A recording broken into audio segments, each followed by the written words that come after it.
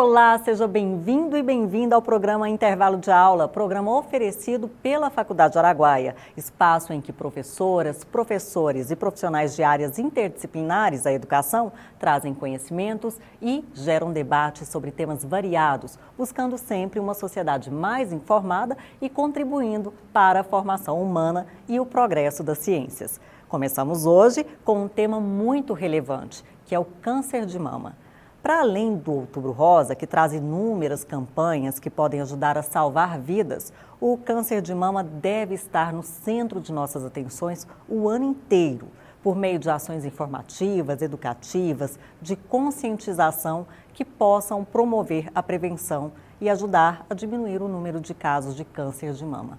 Para abordar esse assunto, entrevistamos o mastologista Dr. Frank Braga, vice-presidente da Sociedade Brasileira de Mastologia Regional Goiás. Acompanhe. Olá, estou aqui com o médico mastologista, vice-presidente da Sociedade Brasileira de Mastologia Regional Goiás, Dr. Frank Braga, que vai trazer o assunto câncer de mama. Muito obrigada pela sua participação, por receber nossa equipe aqui no seu consultório, para levar tantos conhecimentos importantes para o nosso público. Obrigado, Tatiana. Eu que agradeço o convite para participar do seu programa Intervalo de Aula e a chance de poder falar para a população um pouco mais sobre câncer de mama.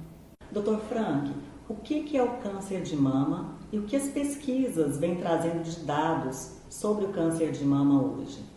Olá, Tatiana. O câncer de mama é a doença maligna mais presente, que mais acomete as mulheres.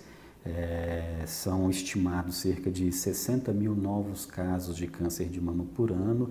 É uma doença maligna com potencial de invasão, ou seja, de metastatização, o que leva essas pacientes à morte. As pesquisas sobre câncer de mama é algo que andam muito rápido. Nós temos diversos estudos mostrando sempre novas técnicas de quimioterapia que fazem com que a sobrevida desses pacientes aumente cada vez mais, tratando o câncer de mama em todos os seus estágios, o câncer de mama inicial, não metastático, controlando as doenças metastáticas, ou seja, temos estudos diariamente sendo feitos em relação ao câncer de mama, mostrando a evolução do diagnóstico, dos métodos diagnósticos, dos métodos de tratamento e segmento dessas pacientes. Dr. Frank, como é que é feito o diagnóstico e quando é que a mulher deve começar a fazer os exames, a se preocupar com a mama? Bom, as mulheres devem se preocupar com a mama, no geral, a partir dos 40 anos de idade. É isso que a Sociedade Brasileira de Mastologia preconiza, que todas as mulheres assintomáticas, ou seja, aquelas que não sentem, não têm nenhuma queixa na mama, comecem a investigação a partir dos 40 anos de idade. Em algumas situações, nós fazemos isso de uma maneira diferente. Em que situações? Aquelas mulheres que têm um familiar de primeiro grau, para a medicina primeiro grau é pai, mãe, irmãos, filhos. Quando esse familiar acometido de primeiro grau, a gente diminui em 10 anos. Ou seja, se a gente tem uma mãe com diagnóstico de câncer de mama aos 42 anos, essa mulher irá começar a investigação das suas mamas aos 32. Mas se não tem nenhuma história familiar de câncer de mama, no geral nós fazemos a partir dos 40 anos de idade. A gente usa, o único exame usado para screening, ou seja, para segmento, é a mamografia. É o único que tem impacto na sobrevida. Existem outros métodos de diagnóstico, que são o ultrassom, a ressonância magnética, que são exames complementares à mamografia. Mas o segmento deve ser feito anualmente a partir dos 40 anos com a mamografia. E quais são os fatores de risco e de prevenção do câncer de mama? Bom, a gente chama de prevenção secundária do câncer de mama. O que é isso? O que nós podemos fazer para diminuir a chance de ficarmos doentes? Perda de peso, ou seja, peso adequado, esse é o principal fator associado à atividade física regular, diminuem bastante. Tem diversos estudos importantes na literatura mostrando que essas duas coisas, atividade física e peso corporal adequado, diminuem a chance de câncer de mama. E também tem impacto na sobrevida daquelas mulheres já tratadas por câncer de mama. Elas vão ter uma sobrevida maior se fizerem essas duas coisas, tanto peso adequado quanto atividade física. Outras coisas nós podemos fazer também, evitar ou diminuir o uso de bebidas alcoólicas, isso tem impacto na sobrevida, tem alguns trabalhos mostrando que a suplementação de vitamina D também tem impacto na prevenção do câncer de mama. Enfim, no geral, o que nós podemos fazer é uma vida saudável, alimentação adequada, peso e atividade física, o que é benéfico para outras doenças também, para a nossa sobrevida e principalmente em relação ao câncer de mama. Em relação aos fatores de risco, o mais importante é a gente saber que o câncer de mama é uma doença multifatorial. A gente não consegue eleger uma única causa para a doença. A maioria dos tumores, eles acontecem de forma esporádica. 90% a 95% dos cânceres de mama são esporádicos. Apenas 10 a 5% tem um fator genético associado. Esse fator genético a gente não consegue modificar, né? A nossa carga genética, essa a gente não modifica, mas ela é responsável por um número muito pequeno de câncer de mama. As outras coisas, os outros fatores de risco, é isso que serve, que a gente já elegeu, que é o peso, atividade física, vida saudável. Essas são as coisas modificáveis. Isso é o que nós podemos fazer para diminuir a chance de câncer de mama e diminuir os fatores de risco associados ao câncer de mama. Dr. Frank, o senhor já citou aqui quais são os exames, né, para o diagnóstico do câncer de mama. Eles evoluíram muito ao longo dos anos com os avanços tecnológicos? Tatiana, o principal exame para detecção do câncer de mama é a mamografia. Esse é o único exame que tem impacto no diagnóstico precoce e no aumento da sobrevida. Porém, existem outros exames complementares como o ultrassom, a ressonância e mais do que essa evolução de outras ferramentas para auxiliar no diagnóstico do câncer de mama, é que ao longo dos anos os aparelhos de mamografia ficaram mais modernos, os exames ficaram mais confortáveis de serem feitos. Nós, como examinadores desses exames, também passamos por uma curva de aprendizado. Então, tudo isso contribuiu para que o mesmo exame hoje consiga fazer de um modo muito mais abrangente o diagnóstico do câncer de mama. Existem outras ferramentas, como a tomossíntese, que é um exame novo que também tem a mesma origem, a mesma técnica de se fazer como a mamografia. A mama deve ser comprimida, a imagem é mais nítida, mais limpa. Isso são detalhes que vão evoluindo e que vão ajudando a nossa interpretação em relação às lesões que surgem na mama. Mas, basicamente, o que não muda é o principal exame. A mamografia é o principal exame para diagnóstico precoce do câncer de mama. Dr. Frank, quais são os tratamentos disponíveis hoje para o câncer de mama e também qual a importância do mastologista acompanhando esses casos, né? Ou a prevenção também? Bom, primeiro deixar claro que o mastologista não quer receber essas pacientes apenas com diagnóstico de câncer de mama. No consultório de mastologia, o mastologista irá fazer o acompanhamento dessas mulheres assintomáticas também. Para que isso? Para tentar fazer o diagnóstico cada vez mais precoce do câncer de mama. O tratamento do câncer de mama depende desse diagnóstico precoce. Quanto mais cedo esse diagnóstico é feito, quanto menor é o tumor, menos invasivo será esse tratamento. Se nós conseguirmos fazer o diagnóstico precoce, talvez o tratamento cirúrgico seja a única etapa de tratamento dessa paciente, diferentemente das doenças localmente avançadas, que essas pacientes precisarão de uma cirurgia maior, mais invasiva, mais agressiva, mais mutilante, associado à quimioterapia, associado à radioterapia. Então, o tratamento do câncer de mama é cirúrgico, quimioterápicos e radioterapia. Porém, se a gente faz um diagnóstico precoce, a gente consegue reduzir o número de tratamento em muitos casos. A gente consegue talvez evitar que essa mulher faça uma cirurgia muito agressiva, a gente consegue evitar que muitas delas deixem de passar pela quimioterapia. A gente consegue evitar, talvez, que essas mulheres façam algum outro tratamento adjuvante, a não ser o tratamento cirúrgico. Então, essa é a importância do segmento no ambulatório do mastologista. Fazer o diagnóstico precoce para que essas mulheres, além de uma sobrevida maior, tenham um tratamento menos invasivo e menor. Dr. Frank, em relação às próteses, elas dificultam o diagnóstico do câncer de mama e também causam linfomas? Bom, as próteses não dificultam, não atrapalham o exame clínico das mamas e não atrapalha a execução e a interpretação dos exames de imagem. Ou seja, a prótese não vai atrapalhar o diagnóstico precoce das doenças da mama. Não é contraindicado usar próteses de mama. Uma outra informação que está sendo muito recorrente nos meios de comunicação é a associação entre um tipo de linfoma, que é o linfoma anaplásico de grandes células, associado a uma marca específica de um implante protésico, que são as próteses da marca Allergan Natrelle. O FDA, que é um órgão dos Estados Unidos, orientou que se retirasse do mercado essas próteses, porque parece haver uma associação dessas próteses com esse tipo de linfoma anaplásico que vem surgindo nas pessoas. É um número muito pequeno, registrados, documentados todos nos Estados Unidos, porém essa prótese é uma prótese também bastante usada aqui no mercado brasileiro.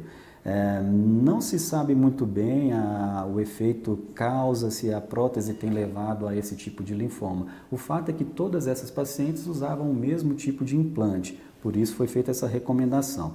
As sociedades médicas se reuniram para tentar fazer ou tentar criar um protocolo para essas mulheres que usam essas próteses, sobretudo dessas marcas. E o que a gente tem orientado a essas mulheres é que as mulheres assintomáticas não precisam retirar seus implantes de silicone. Sobretudo, ou até mesmo as pacientes que usam essa marca Allergan Natrelle. O que precisa é ficar atento a alguns detalhes clínicos, como por exemplo, aumento do volume mamário, aquela mama que cresce desproporcionalmente depois de um certo tempo de cirurgia, dor, vermelhidão no local. Essas mulheres devem procurar um mastologista para poderem fazer o exame clínico, o exame de imagem. Geralmente o que nós encontramos no exame de imagem, no ultrassom, é uma quantidade de líquido, chamado de seroma, ao redor da prótese. Esse líquido, a recomendação é que faça uma punção desse líquido, encaminhe esse material para a citologia, para o laboratório, para que a gente veja se tem alguma relação com esse tipo de doença. E somente essas mulheres é que deverão retirar esses implantes. As mulheres assintomáticas, vida absolutamente normal, devem manter os seus implantes de silicone normalmente.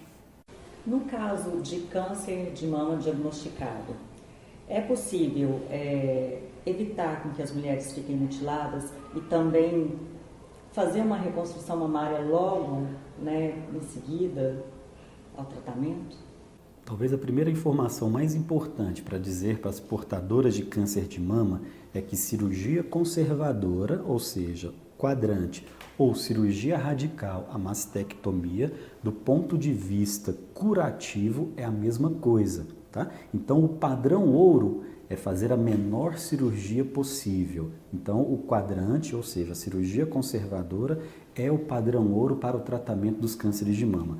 Claro que nós recebemos pacientes com doença localmente avançada ou que tem uma relação mama-tumor desfavorável, ou seja, o tumor é um tumor pequeno, porém numa mama muito pequena. Às vezes fazer a cirurgia conservadora não é possível e aí por esse motivo essas mulheres acabam indo para a cirurgia radical, acabam indo para a mastectomia.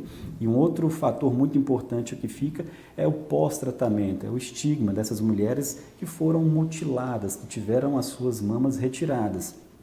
E as mamas são o órgão da feminilidade, então é difícil as mulheres conviverem com isso. Mas existem sim técnicas de reconstrução mamária, seja elas imediatas ou tardias, para que as mulheres diminuam esse estigma da mutilação.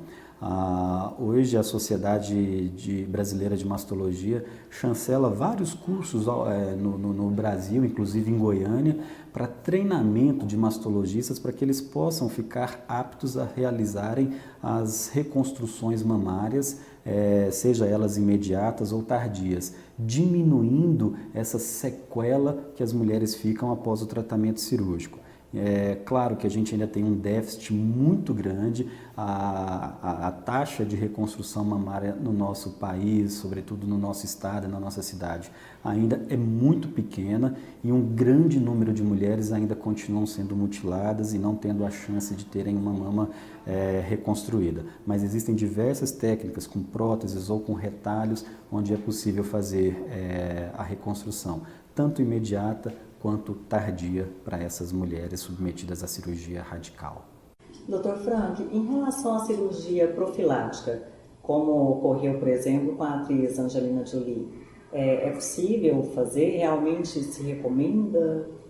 Bom, agora há pouco nós dissemos que os cânceres de mama com cunho genético representa a menor parte dos cânceres de mama. Então, a cirurgia profilática ou a cirurgia redutora de risco é um procedimento realizado há mais de 20 anos. Ficou popularizado, talvez, com a Angelina Jolie, mas esse já é um procedimento realizado há bastante tempo. Quem pode fazer esse tipo de cirurgia? De um modo prático, para a gente entender, funciona assim. No nosso corpo está ocorrendo, nesse instante, milhões de divisões celulares. Algumas dessas divisões celulares ocorrem de modo errado. E aí nós temos os nossos genes guardiões, que vão fazer esse reparo. Então esse gene pega essa divisão celular errada, retira essa célula da nossa circulação. Ou seja, ele fez ali uma limpeza e tirou aquilo que saiu de modo errado. Algumas pessoas têm um defeito nesse gene guardião, que são chamadas as pessoas que têm mutação genética. Então, essas divisões celulares que ocorrem de modo errado, esse gene guardião não conseguiu fazer essa reparação, porque ele tem um defeito, e essa divisão celular de forma anômala se propagou. E aí vai desenvolver o câncer de mama, e geralmente de uma idade muito precoce. Então, quem é que pode fazer essa cirurgia? Essas pacientes que têm esses genes guardiões de modo alterado, que são as pacientes que têm mutação genética. Então, quem tem mutação genética tem uma chance muito elevada de ter câncer de mama ou outros tipos de cânceres também. Nesse caso, para essas mulheres que ainda não tiveram câncer de mama, está indicada uma série de orientações. Uma delas é a cirurgia profilática. Então, é uma cirurgia para reduzir o risco de câncer de mama. Não significa que as mulheres que fazem essa cirurgia profilática nunca terão câncer de mama. Elas apenas reduzirão a chance de ter câncer de mama, 90%, 95%. E é exatamente isso que aconteceu com a Angelina Jolie. Ela tem uma mutação genética, por isso ela fez a mastectomia profilática. Ela reduziu em 90%, 95% a chance de ter câncer de mama. Como era um gene ligado à mama e ovário, ela obviamente também teve que retirar os ovários profilaticamente. Então isso é o que acontece no nosso meio. Cabe a nós saber quais são as mulheres que nós devemos testar. Então as mulheres que nós vamos testar são aquelas mulheres que têm um câncer de mama, sobretudo muito jovens, abaixo de 35 anos, ou que têm alguns tipos de tumores muito agressivos, ou uma história familiar muito repleta de câncer de mama. Essas mulheres é que nós vamos fazer um painel genético para saber se elas têm uma mutação genética e se os familiares de primeiro grau dela também têm essa mutação. E esse grupo de mulheres que se beneficiarão desse tipo de tratamento. Dr. Frank, outro tema relevante quando se fala em câncer de mama é sobre a cobertura mamográfica. No estado de Goiás, como é que está isso? E também, ela é suficiente para atender a população? E os mamógrafos existentes, eles são suficientes? Ponto interessantíssimo, Tatiana, de se tocar nesse assunto. A gente tem um número de mamógrafos suficiente para atender toda a população do estado. Vou te dar dados muito recentes, 2018, de dados coletados pelo Hospital das Clínicas. Nós temos no estado de Goiás uma população elegível, feminina elegível, para fazer mamografia anualmente, em torno de 350 mil mulheres. Nós fizemos no ano de 2018 41 mil exames de mamografia, ou seja, a nossa cobertura mamográfica foi menor do que 12%, ou seja, menos de 12% da população feminina do estado de Goiás estão fazendo mamografias anualmente. Então, o que falta é o acesso. A gente tem um número de mamógrafos suficientes, porém eles estão mal distribuídos. estão sempre nos grandes centros, enquanto existem cidades mais afastadas onde você não tem mamografia. Uma mulher tem que tem que andar 300, 400 quilômetros para conseguir fazer um exame de mamografia. Então, o número de mamógrafos é suficiente. O que falta é uma redistribuição. E isso tem impacto na nossa sobrevida. Nós estamos perdendo a chance de fazer o diagnóstico precoce dessas mulheres porque elas não estão fazendo a mamografia. Um exame que é relativamente barato, um exame que é pouco invasivo, um exame que é muito simples de ser realizado. E a gente tem uma cobertura no nosso estado menor do que 12%, mostrando que o câncer de mama, além de tudo, é um problema político também. Dr. Frank, quais são os mitos e as verdades em relação ao câncer de mama? Bom, existem alguns mitos, né? Desodorante, uso do sutiã com aro, com bojo, fazer mamografia, nada disso aumenta a chance de câncer de mama, nada disso causa câncer de mama. Mamografia não causa câncer de tireoide. A quantidade de radiação que é desenvolvida durante a realização de um exame de mamografia é mínimo, então isso não vai trazer nenhuma complicação, nenhuma sequela. Por outro lado, existem também as coisas que protegem a mama, que protegem a mulher contra câncer de mama. Por exemplo, o número de gestações e o período de amamentação protege a mama contra câncer de mama, sobretudo nas mulheres que fazem isso antes dos 30 anos de idade. É um fator de proteção para o câncer de mama também. Dr. Frank, o senhor é vice-presidente da Sociedade Brasileira de Mastologia Regional Goiás. Vamos falar um pouco sobre ela, o papel social, as ações? Bom, a Sociedade Brasileira de Mastologia Regional Goiás, ela tem e desempenha diversos papéis. Um deles é desenvolver e divulgar as campanhas do Outubro Rosa, que é a campanha de conscientização da prevenção e diagnóstico precoce do câncer de mama. Mas, além disso, a Sociedade de Mastologia Regional Goiás, ela desempenha também a função de integrar as outras equipes médicas. Nós fazemos reuniões mensais para discutir os principais artigos científicos publicados no mundo inteiro, discutindo casos clínicos, trazendo convidados de fora, discutindo temas importantes para uniformizar a conduta dos mastologistas que atuam no estado de Goiás. Então, a gente tem uma participação também nas mídias, rádio, televisão, divulgando sobre a importância do diagnóstico e de se realizar as consultas e os exames periódicos para fazerem o diagnóstico precoce do câncer de mama, o que causa todo o nosso impacto no tamanho do tratamento, no tamanho da sobrevida, nas chances de cura. Então, são as principais funções da Sociedade Brasileira de Mastologia, sobretudo a nossa regional Goiás.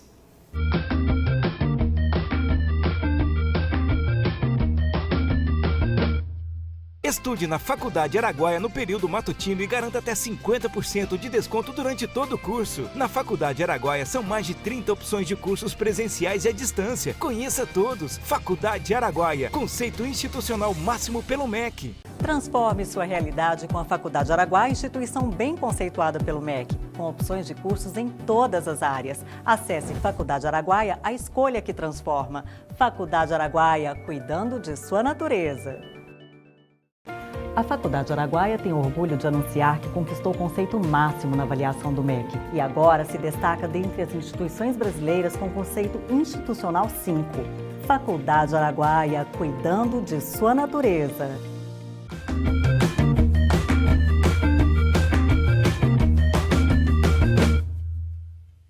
Voltamos ao intervalo de aula, programa oferecido pela Faculdade Araguaia, e o assunto agora é educação ambiental. No dia 11 de setembro foi comemorado o Dia Nacional do Cerrado e o nosso dever é promover conhecimentos para que esse bioma seja preservado de modo sustentável, para que as próximas gerações possam também desfrutar de suas belezas e todo o bem que ele traz para o nosso planeta. Então, vamos agora ao quadro O Cerrado na Escola, com o escritor Pedro Ivo e a ilustradora Lourdes Pinheiro.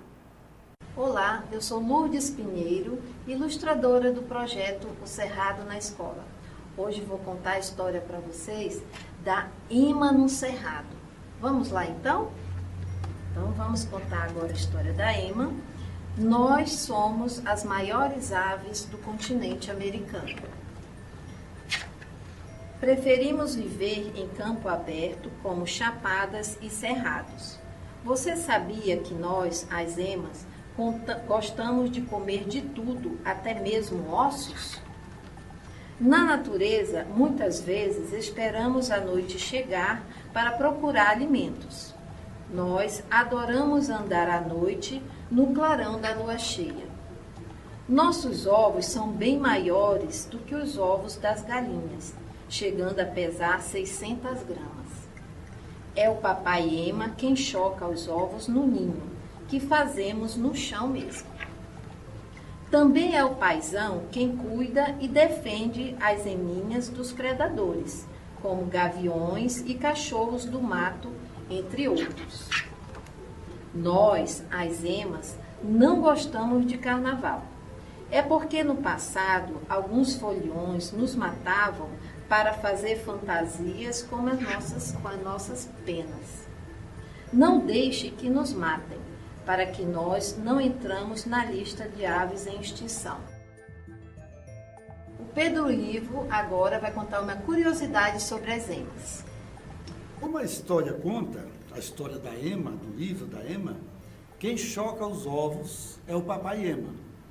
Ele, nessa época de postura, ele fica com até meia dúzia de emas, cada macho com de 6 ou até 7 fêmeas, que colocam os ovos, que põem os ovos no mesmo ninho.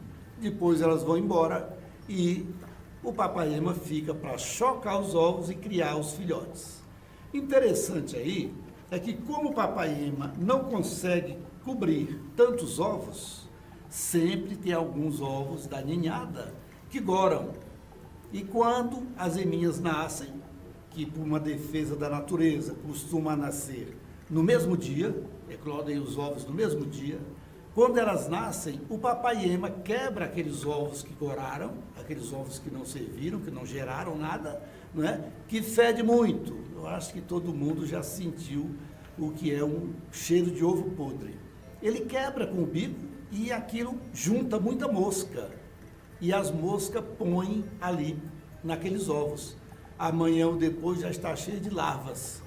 Essas larvas são o primeiro alimento dos bebês ema. Curioso isso no cerrado, não é? E no final do livro da ema, nós colocamos uma avestruz de grito, né? De grito. Eu chamo isso de um grito pela preservação dos animais no final de cada livro. Esta aqui é a avestruz árabe, que não existe mais porque o seu couro era muito valorizado e as suas penas também. Então, acabou. Mas não acabou no tempo dos dinossauros. A última avestruz árabe morreu em 1966. É por isso que eu falo, gente, tem muito animal, muitos animais, junto de nós que estão precisando do nosso apoio agora. Senão, chegam ao fim e vão extintos mesmo. Vamos somar. Faça sua escolha valer a pena. Deixe sua marca no mundo. Construa sonhos. Cuide dos maiores tesouros da terra. Comunique com o mundo. Ensine e aprenda. Planeje e conduza resultados. Faculdade Araguaia, cuidando de sua natureza.